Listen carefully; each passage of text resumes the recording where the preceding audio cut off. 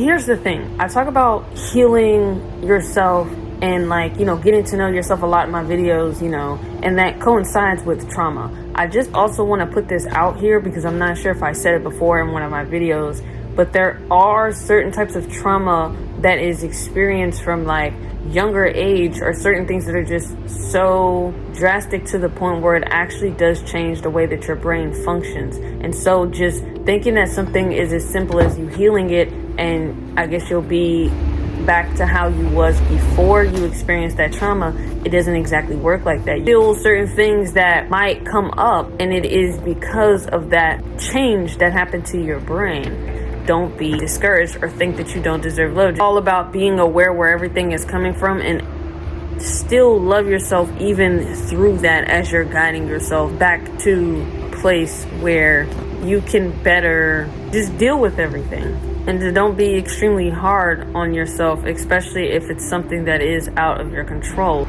Chemical brain change or like brain function change, you know what I'm saying? Because it's a muscle too, you know what I mean? It's like, imagine you go through something for the first 10 years of your life or the first 15 years of your life, and then now like you're kind of trying to switch it up, and you think that just doing these routines is gonna like completely change it, and it's like it doesn't always happen like that. If you find yourself disappointed from a decision that you've made in your life and you just feel devastated because you feel like it's a step backwards, like whatever decision you make, you're perceiving it as like a step backwards after you just, spent however much time doing things that make you feel like you're going in the right direction, and then you just so happen to do something and it just makes you feel like you've just lost it all. I'm just here to tell you that things like that is also a part of the plan. And just because you do something or something happens, and you might feel disappointed in yourself, that is not a reason to like go against yourself and to not still show yourself love. It's okay to hold yourself accountable for decisions that you've made that you just feel that, okay, I can do better than this, or I just know that I'm more than this. Like, I know that I can do, like I said, better. You don't have to show, okay, I'm taking this serious, I'm disappointed in myself, so now I'm going to show hate towards myself. I'm going to be destructive towards myself. I'm going to do dangerous things. I'm going to put myself in a vulnerable situation just to show how serious I am about me feeling the disappointment from this decision, and just doing anything you could think of to not be loving towards yourself. You still deserve love even when you make mistakes. And I feel like a lot of people have trouble with that, where to show yourself love even when you do things that disappoints yourself, and still showing up for yourself in a certain type of way, even when you feel like, again, you've done something that has hindered your progress. It's still important to show yourself love so that you don't end up developing some subconscious self-hate tendencies. It's definitely normalized to self-hate, to show yourself hatred off of you doing something that you're disappointed in. It's important to learn that skill, especially if you're someone who wants to have children one day, or even if you have younger siblings in your life, or if you have nieces and nephews. It's just a skill to develop, period, because think about if a little kid does something, they weren't supposed to do, and, you're disappointed in them. That doesn't mean that now you should be showing them emotions that represents like hate, or like they're not worthy or they're worthless. You know what I'm saying? Like, that wouldn't make sense to behave like that towards another human being. So it's like, it doesn't really make sense to do that to yourself.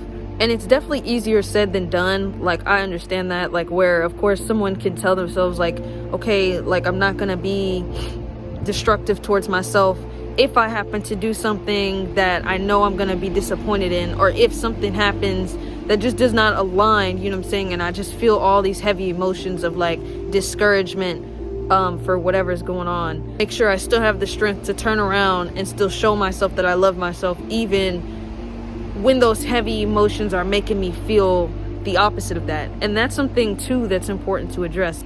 Why do you have such intense feelings of wanting to be destructive towards yourself when you do something that makes you disappointed? Why do you feel like you don't deserve love just because you messed up, you know? And a lot of times, like, you'll end up finding that probably came from like childhood, from the people who raised you, like your guardians. Like, you'll end up realizing that whatever way that they responded to you whenever you messed up, that's probably why you have that belief. When you aren't loving towards yourself in those times of need, in the times that, like I said, you feel disappointed in yourself and you're feeling all these very heavy and low emotions, and if you succumb to that and you give in to, you know, being destructive towards yourself, that's going to start having you be insecure and not confident in yourself, and it's going to affect your self-worth, and it's just going to be like downhill from there. Like, eventually it's going to be a point where you're so used to having these negative responses to yourself when you do make mistakes, to the point where it's just going to basically lead you off the path of like authenticity, because you're going to do everything you can to not feel those heavy emotions, because who wants to feel like worthless or like, you know, unworthy or like not smart, you know, whatever negative emotion that you could think of, right? Nobody wants to feel like that. So what's going to happen is, because your body and your mind knows what feelings are accompanied when you make a mistake, it's going to associate not feeling worthy and being worthless with making mistakes. And so you're going to do everything to not make mistakes. And, you know, you can't really make progress in life without making mistakes, you know? And basically, it's something that could cause you to be stagnant. It could also cause you to start projecting that towards other people. Like, if you see somebody else mess up, or if you see somebody else make a mistake, you might, you know, end up thinking of them in a certain type of way, or calling them a certain type of name, or like just acting a certain type of way towards them, where you're not seeing them as worth anything because they've messed up. Versus understanding that, like, it's okay to mess up and to, you know, make mistakes and make certain types of decisions that you are perceiving as, you know, a step backwards.